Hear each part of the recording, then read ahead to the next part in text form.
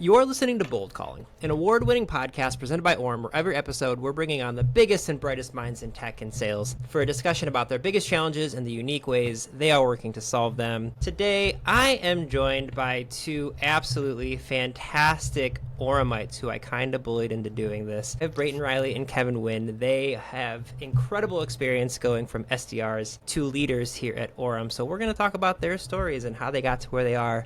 Kevin, Brayton, both of you, thank you guys so much for joining me today.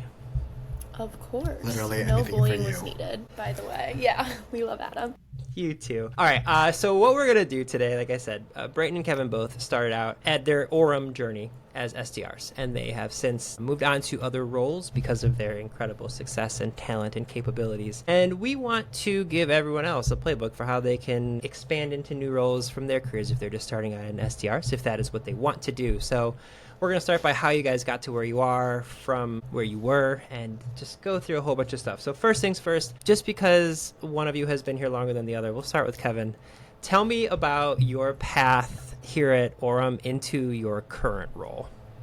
Yeah, so my Orum journey started off as a customer. I leveraged Orum at my first SDR role in tech. I sold to DevOps, sold okay, but really saw the value of Orum and reached out to my CSM Patrick to get my foot in the door. My Orum journey was a really fun one. I found a lot of great success in partnering with my AEs to be rep of the year. My first year here, getting promoted to senior, then to team lead, helping onboard Brayton and becoming a top rep herself before jumping onto the AE side of things now. The 2.5 years here has been super fun and incredibly rewarding in so many different ways. I love that. Speaking of from one SDR of the year, I believe to another SDR of the year, Brayton, Tell everybody how, if anyone has seen our social media, I've made Brayton talk a few times about her path from teacher to here, but talk about your journey and how you got to where you are now. Yeah, definitely. I mean, Kevin was a huge part of it, like he said. When I got here, I had no SDR experience at all. Really just came from a teaching background. That's what I thought, most of my career was going to be. So joined the team. Kevin was a senior SDR at that point, not team lead yet. A few months later, he ended up getting promoted to that team lead spot, but I felt like he always was kind of a mentor to me. I had a few really strong senior SDRs on the team that I kind of looked up to because didn't really know how to set the pace myself. I had no SDR experience coming into this. So, I had Kevin, Dom, who's now an AE, Julie, who is killing it elsewhere. So definitely had a few really strong mentors that I looked up to. And that's kind of all I knew was what they were doing. So got ramped up pretty quickly. I was hitting the phones here second week in, just faking the confidence, listening to all of their calls, figuring out what's working for them and kind of making it my own. Just, faking it till you made it. And I felt like I just kind of picked up momentum. Didn't have the best first quarter because I was just figuring out the tech stack, but second quarter and beyond, I just kind of kept scaling up. And I would say I was, a year and a half into it. I got promoted to team lead. And then around the same time also broke into the enterprise space. So a lot of change in the last 3 months for me on the SDR team. I'm curious, and Brayton, we'll start with you. Was this your goal when you started out here at Orum? Obviously, I don't mean your end goal, but when you started out as an SDR, was it your eventual goal to say I want to go from SDR to team lead, or were you thinking I want to be eventually a CSM or an account executive? What did you have in your mind was going to be the path you would take? Honestly, no, I didn't consider doing team lead or any sort of leadership in this role. I think, honestly, teaching kind of burnt me out. I didn't really want to be in charge of anyone else's, abilities or success at first. I just wanted to be able to, go in, do my own thing, and, crush it at what I'm doing. And I think I just kind of naturally got into that team lead role, if I'm being honest, because I enjoy, supporting others and being everyone's cheerleader. And so I might not have had the technical background or the things that, Kevin was really good about, sitting down with us on a one-on-one and being hey, what are your goals? What do we really need to do to get there? And giving us really technical tips that we can use and great talk tracks and things like that. And I was kind of okay, yes, maybe I could jump into that role, but I think I have a different set of it's a different asset to the team. So I think me being more of a support system for the newer reps and being a person that, people can lean on and helping with the enablement piece, being, a teacher background. So just kind of finding what works for me and where I'm an asset to the team. And I kind of just got, pushed into that role, and I was happy to take that on. But definitely my goal is just to really get into that AE role and kill it as an individual contributor for sure. I love that. Kevin, how about you? What was your initial, like, hey, here's where I want to get to when you started here?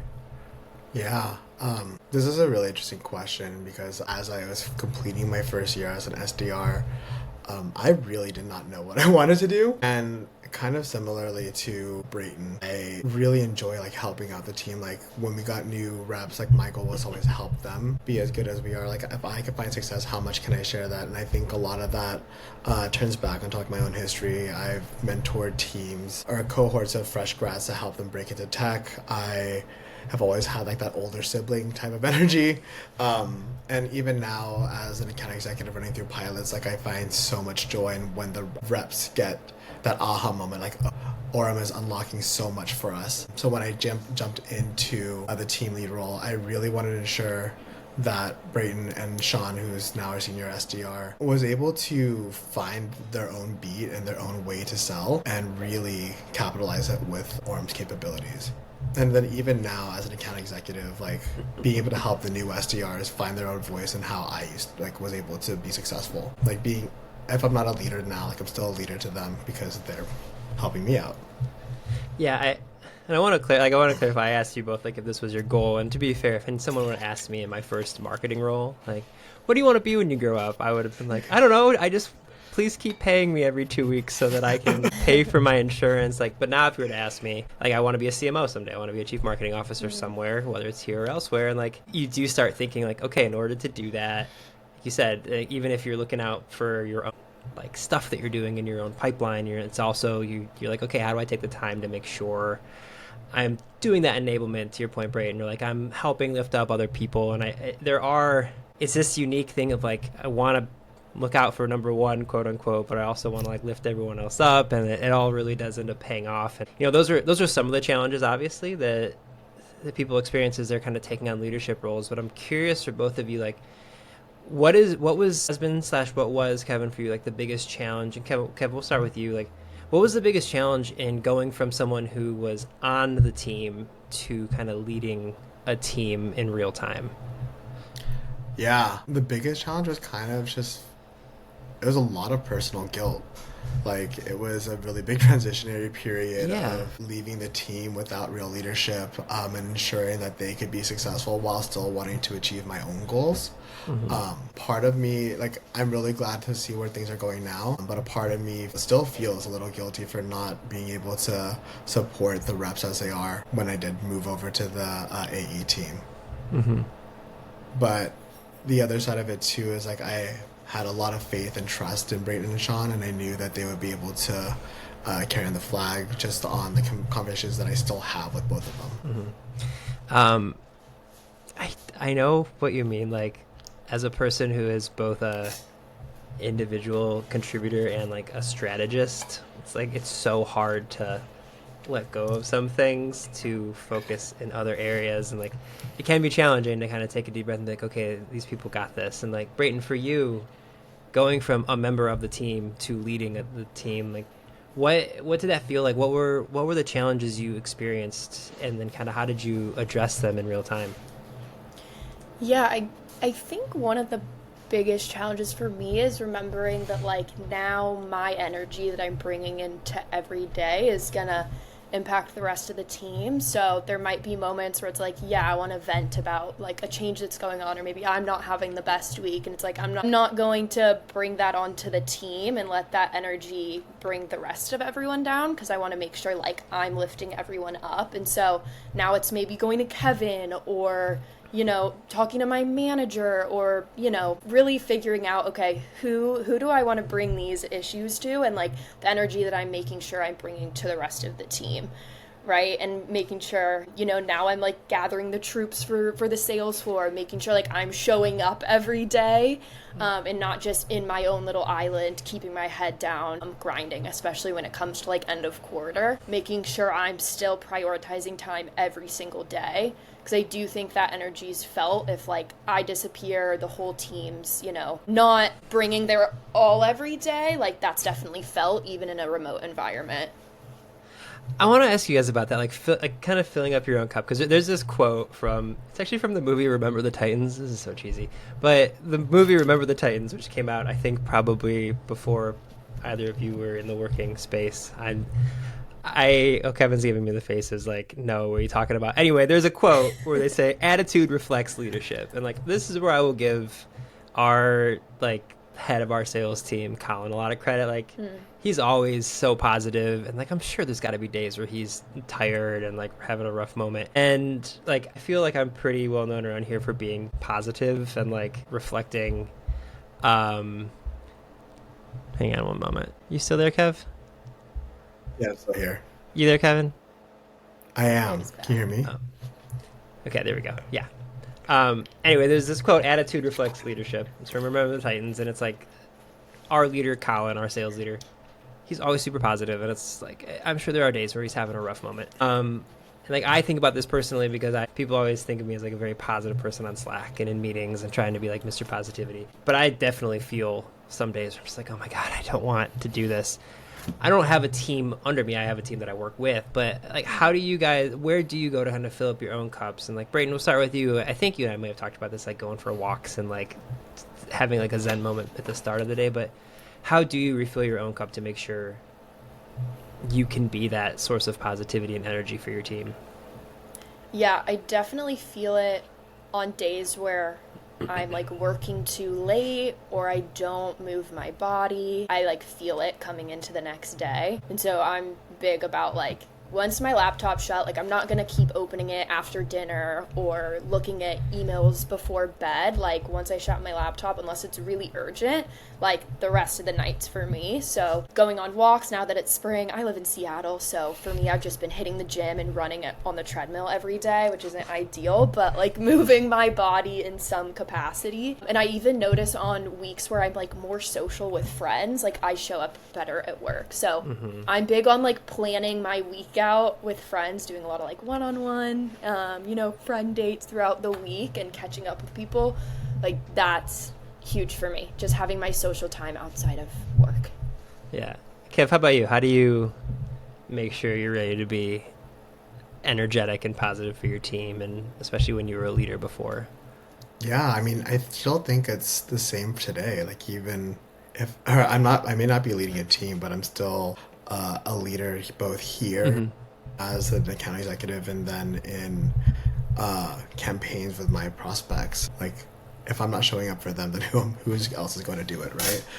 But I lean on a lot of my communities, and like shout out to Alluvians, it's a sales community that I'm a part of that's really helped me like shape my vision and ground myself to be able to show up as my full authentic self and really to keep the energy up. Brayton can attest to it. She's seen like pre-Alluvians and post-Alluvians. It's just like how much that has affected the way that I show up for myself and for the team. Yeah, I love that. I will say I'm very much like Brayton. My partner asks me every day at the start of the day, what does self-care look like for you today? And every day it's going for a run. I'm just like that's how I have to move my body or else I'm going to go crazy. So I definitely appreciate that very much. I would love to hear advice you guys have been given from your leaders that you are using in your daily jobs now that's helping you out. Like for example, I'll give you one from a previous job I had. Like I had a SVP of brand marketing, and they just reminded me that when somebody gives you feedback who's above you, you have to remember that you don't have the context for why they may be being harsh about one thing or another, and you can ask them, but they may not be able to tell you. But just understand that like where they're coming from, maybe from just a different angle from you, and it doesn't mean what you're saying and doing is wrong. It's just maybe not right for this moment. And that's helped me take a deep breath anytime I create a piece of content and someone above me is like, no, because like I wait. So that's been really helpful for me to remember that like they are coming at anything from a different point of view. And I'm curious for you guys, now that I've vamped for a little bit and I can let you guys speak. Kevin, is there a piece of advice that's been really beneficial for you that you think about often? The only thing I really think off the top of my head is just like, don't be afraid to fail forward. Mm-hmm. You learn a lot from failure. And I think too, like when I was an SDR, when I wouldn't book meetings, and I still have prospects on the phone, I'm just like, hey, what can I do better? Like, what would have helped me book you that I can book the next one? And people are always receptive to answering that question. And I guess like a two-part thing where like closed mouths don't get fed. So just not being afraid to ask questions. And I'm pretty sure I've told Brayton that probably 100 times when she was ramping. Yeah, it's a big one over here. Yeah. Don't ask, don't get. I love that. Are there other ones, Brayton, for you that like from a leadership standpoint, people have told you? Yeah, I actually think back to, I think it was Airly's like second month here. She's our SDR manager. She's amazing. I wasn't having the best week that week. I was just kind of in a rut because that happens to me as well. And it's just, yeah, once you're in that, like you have to have a mindset shift. And she was talking about abundance mindset. And I've known about this. People say it all the time in sales. Like we constantly are talking about abundance mindset, but it's really hard to like understand how to actually do that. And so she kind of walked me through it. She's like, okay, we have all these accounts you're going after. You're talking about these people that you know you'll convert to a meeting if you get them on the phone, right? But they're not answering. So like, what are we going to do? We can't just be relying on these, few accounts. Yes, they might be great prospects and could really use Orum, but like it's not working right now. So we need to think there's so many other options out there and so many other people that could have a need for us. Like go up after them and you won't be so stuck on these few people that you're not getting in contact with. And so, just having this like fresh list of leads, like it honestly just was like a weight lifted off my shoulder. And then I was booking more. Like I wasn't focused on what's not converting. I was focused on like the possibility. And so I've kept that. Like if I'm in a rut and things aren't going well for me, like go out there and add a ton more prospects. Like just that mindset shift of calling a fresh list that is all in a step one of my sequence. Like I go into it with a whole different mindset. And so, yeah, I think like actually understanding like how to use your abundance mindset every day has been huge. I love that. I want to ask you guys a little bit about time management, like, because obviously you're building your own pipelines, you're leading other people. Kevin, now you're like doing demos too, and there's a whole bunch of stuff going on. And like I know you're both in different roles from one another at this point, but I want to hear how you guys are managing your time, whether it's like blocking out your calendar. Kev, we'll start with you. Like Kevin, how do you approach time management? Your schedule usually look like so that you can get all the things done? Yeah, as an SDR, it was pretty linear. Like it was straightforward. 4 hours of prospecting, 2 hours, 3 hours of cold calling. I think that was it. And those hours, like I would go account after account, maybe do some LinkedIn stuff here and there. And like my last hour is my end of day audit. Something that people don't tell you when you transition to AE is just how going from a linear to a non-linear day can be really jarring. So a lot of it has to do with like your end of night audits and your next day prep list and like what else can you get done that is priority one that you need to get down now, and being disciplined with your time has been really hard. But we're getting the hang of it, and just having that checklist is really the most important thing for me to knock off, to make sure that no stone is left unturned and that everyone is getting the attention they all deserve.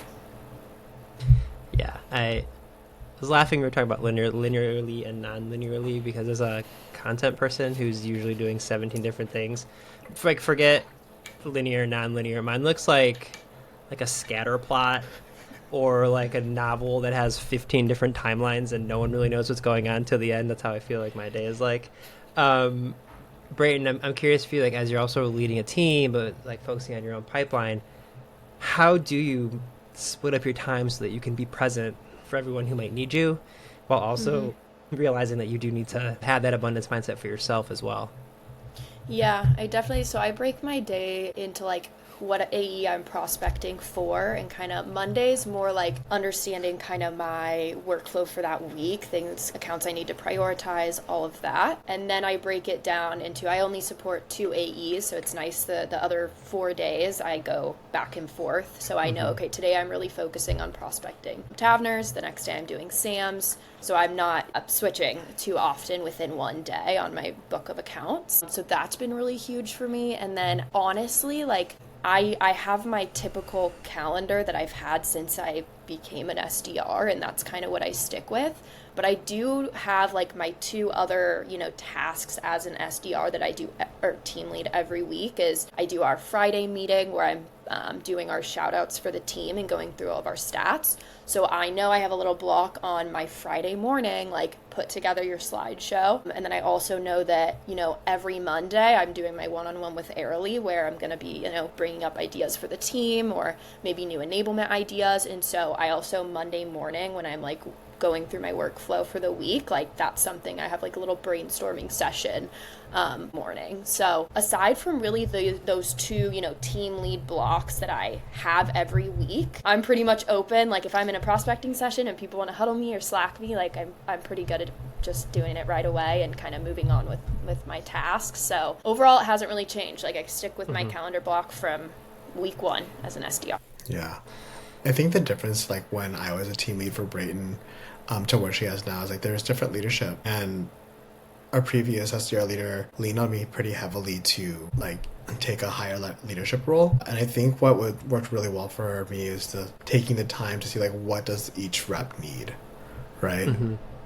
With the newer reps, it was definitely more heavily on being creative with enablement, trying to up-level them in an additional skill outside of what they're currently working on. I was an enterprise rep with our senior reps at the time. So like our one-on-ones were really like 2-on-1s. All 3 of us were having prospecting blocks together because that was the most important use of our time, while still brainstorming with others on how to best like build pipeline together. Even now, like if I'm meeting with the reps, I'm just like, how can we be both be productive and enable you to be more productive? Yeah, I love that. That kind of goes into my next question, is wondering if you guys' perspectives have changed now that you're not just focused on your own like KPIs, OKRs, but you're also focused on team and company ones as well. Like, is there been a mindset shift? Brayton, we'll start with you on this, like knowing that yes, you're still responsible for everything that you're doing, but you also are responsible for other people who, like, there's some variables that you can't control. How does your perspective change knowing that it's not just you that is building into what ultimately are your goals?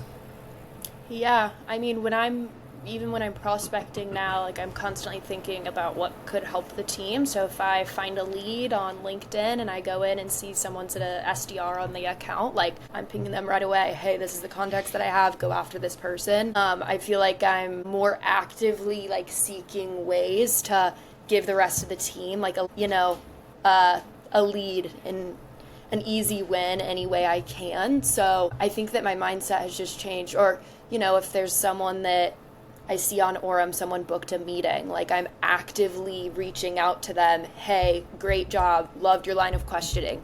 Like I'm giving one little thing that I thought they did really good in that call, where maybe before I'd only mention it if I was on the sales floor with them and hey, nice job on that call. But like I know that can go a really long way, especially being like a newer rep on the team. Like even one positive compliment can really like make the rest of their day or week, and honestly increases everyone's productivity. So I feel like it's just those little things that I'm like really trying to actively do every single day. Kev, how about you?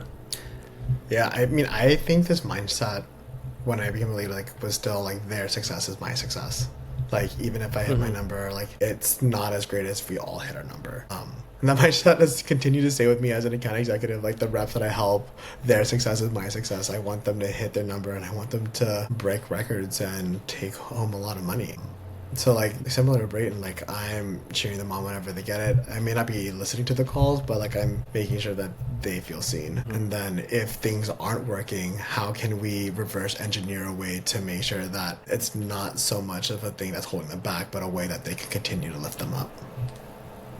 I love that. Have there been challenges? Did you guys, either experience or are currently experiencing challenges going from being someone's peer to technically being their leader. Like that feels like such a interesting situation where it's very rare that it happens on other teams. Like in marketing, we all have our sort of paths, but it's not like we get to the end of a year and it's like, okay, Adam, you were the most successful, you're the VP of marketing now, and Ting Ting isn't anymore. Like that doesn't really happen on other teams. But obviously in like the SDR role, like the most successful person who also is interested in the path of leadership and has like what it takes, they become an SDR leader, or they become a team lead.